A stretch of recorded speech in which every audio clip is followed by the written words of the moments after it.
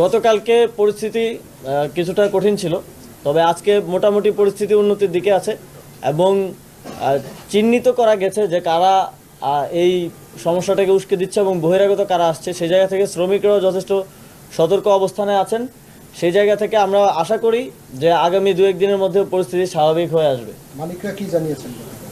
মালিকদেরকে আমরা মূলত ডেকেছিলাম এই নির্দেশনাটা দেওয়ার জন্য মালিক পক্ষ থেকে, যেন কোনো ফ্যাক্টরির মালিকরাই যে বকেয়া বেতন রয়েছে সেটি দ্রুত তারা পরিশোধ করেন এবং সরকারের পক্ষ থেকে আপনারা জানেন একটি উদ্যোগ নেওয়া হয়েছে যে সফট লোন দেওয়ার ব্যাপারে যারা ক্ষতিগ্রস্ত হয়েছে গত 1 মাসের আন্দোলনে, তাদেরকে সফট লোন দেওয়ার মাধ্যমে যাতে শ্রমিকরা দ্রুত বেতনটা পায় সে বিষয়ে তাদের সাথে আলোচনা হয়েছে।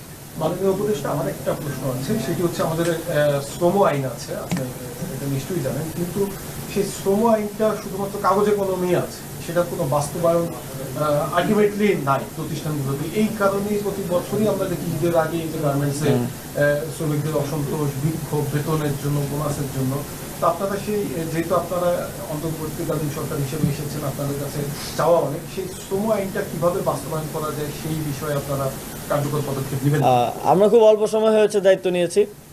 আমাদের আসলে অধিকাংশ জিনিসই কাগজে কলমে আছে, কিন্তু তার বাস্তবায়ন নেই। মাঠে গিয়ে সেটার ইমপ্লিকেশনটা সেভাবে হয় না। তো সেই জায়গাগুলো, সেগুলোর বাস্তবায়ন এবং প্রয়োজনে আরও সংস্কার, সকল পক্ষের সাথে কথা বলে আরও শ্রমিক বান্ধব কীভাবে করে তোলা যায় সে বিষয়ে আমরা অবশ্যই কাজ করব এবং বাস্তবায়নের জন্য ইতিমধ্যে আমরা নির্দেশনা দিয়েছি। সরকার এ বিষয়ে সর্বোচ্চ চেষ্টা করবে এবং একই সাথে আমরা সকল পক্ষের যারা স্টেক হোল্ডার আছেন সকল পক্ষেরও সহযোগিতা প্রত্যাশা করব। সম্মানিত উপদেষ্টা, আপনি একটা কথা বলছেন যে আমাদের বাজার দখলের জন্য এক ধরনের অপচেষ্টা হচ্ছে। এইটা যদি একটু ক্লিয়ার করতেন যে আমাদের গার্মেন্টসের বাজার মানে কারা দখল করতে চায়? আমাদের শুধু গার্মেন্টস না, যেমন নন আরএমজি সেক্টরে যে ঔষধ শিল্প, আমাদের ঔষধ শিল্প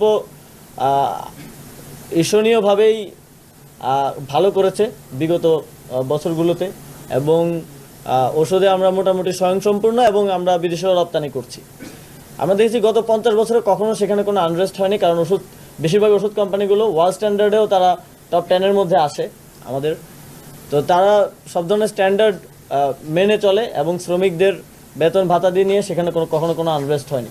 কিন্তু এখন আমরা দেখতে পাচ্ছি কিছু বহিরাগত লোকজন ঢুকে সেখানে সমস্যা তৈরি করার চেষ্টা করছে এবং আমরা দেখেছি যে সবগুলো ওষুধ কারখানায় একই ধরনের দাবি, একই দাবি নিয়ে সেখানে তারা যাচ্ছে এবং সেখানে অনেকগুলো অযৌক্তিক দাবিও আমরা দেখেছি।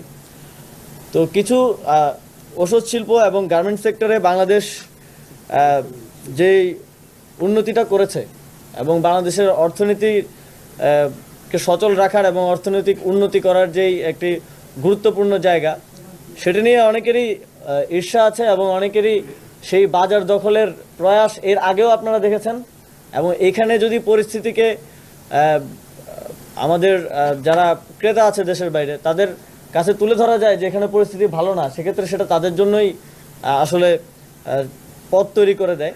তো সেই জায়গা থেকে আমাদের কাছে ইনফরমেশন আছে, আমরা দেখছি যে এখানে যারা বহিরাগত, যাদের এই শিল্প এবং শ্রমের সাথে কোনো সম্পর্ক নেই, তাদেরকেও এখানে ঢোকানো হচ্ছে এবং এখানে ইনভেস্ট করা হচ্ছে। তাদেরকে এখানে রাখার জন্য লাঠিসোঁটা নিয়ে গিয়ে তারা কারখানায় হামলা করছে। অনেক ক্ষেত্রে আমরা দেখেছি যে শ্রমিকরা তাদেরকে বাধা দিচ্ছে হামলা করা থেকে। তো এই জায়গা থেকে আমরা মনে করছি যে এখানে একটা চেষ্টা হচ্ছে বাজার দখলের, কিন্তু শ্রমিকরাও এই বিষয়ে সচেতন আছেন, শ্রমিকরাও তাদের কারখানা রক্ষায় কাজ করছেন। আমরা মনে করি এই ধরনের কোনো ষড়যন্ত্রই আসলে বাস্তবায়ন করা সম্ভব হবে না। সফটওয়্যারের কথা বলছেন, এটা আসলে কি বিষয়টা একটু যদি পরিষ্কার করে বলেন, কারা পাবে, কি সিদ্ধান্ত পাবে? বিগত আন্দোলনের সময়ে যারা ক্ষতিগ্রস্ত হয়েছে স্পেসিফিক তাদের জন্য অর্থ মন্ত্রণালয় থেকে ইতিমধ্যেই 3000 কোটি টাকার একটা সফট লোন দেওয়ার সিদ্ধান্ত হয়েছে এবং আরও কিভাবে এটা বৃদ্ধি করা যায় সে বিষয়ে আলোচনা চলছে। 2023 সালের আন্দোলনে স্পেসিফিকলি আমরা বলছি যে যাদের বিরুদ্ধে নিপীড়নমূলক মামলা হয়েছে, মিথ্যা মামলাগুলো হয়েছে, কতগুলো মামলা হয়েছে সেটা আমরা আইন মন্ত্রণালয়ের সাথে আলোচনা করছি এবং সেই মামলাগুলো আমরা প্রত্যেকটা মিথ্যা এবং নিপীড়নমূলক মামলায় আমরা প্রত্যাহার করব। 23 সালে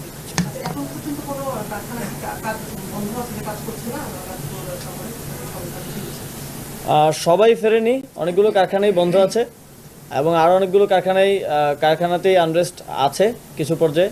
তো আমরা চেষ্টা করছি দ্রুত সময়ের মধ্যে এগুলো সমাধান করার জন্য। যে হ্যাঁ, যৌথ বাহিনী সেখানে কাজ করছে এবং তারা সেখানে মাইকিং করছে এবং মালিক পক্ষ থেকেও মাইকিং করা হচ্ছে এবং এই কারণেই পরিস্থিতি কিছুটা আজকে আমাদের কন্ট্রোলে এসেছে এবং আমি মনে করি যে আগামী 2-3 দিনের মধ্যে পুরোপুরি নিয়ন্ত্রণে চলে আসবে। বলছিলেন যে বহিরাগতর একটা আছে, তাই সেই বিষয়গুলো তদন্ত করবেন কিনা স্পেসিফিক, যে কারা কি উদ্দেশ্যে এগুলো করছে? আমরা ইতিমধ্যে তথ্য নেওয়া শুরু করেছি যে ঝুট ব্যবসাকে কেন্দ্র করে কারা সেখানে আনরেস্ট করার চেষ্টা করছে। ইতিমধ্যে আমরা তালিকা সংগ্রহ শুরু করেছি এবং বহিরাগত কারা আসছে এবং কিভাবে আসছে, কাদের ইন্ধনে আসছে সে বিষয়ে আমরা তথ্য নেওয়ার চেষ্টা করছি এবং খুব দ্রুত সময়ের মধ্যেই তাদের বিরুদ্ধে কঠোর ব্যবস্থা নেবে সরকার।